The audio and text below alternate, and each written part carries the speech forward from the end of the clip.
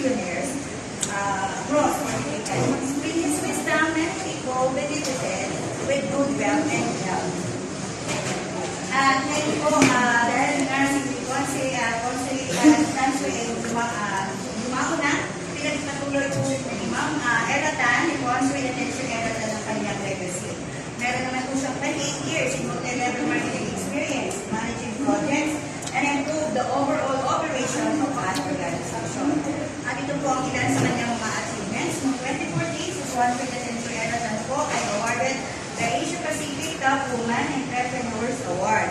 At 2015, she was featured in the cover for Global Business Magazine Asia.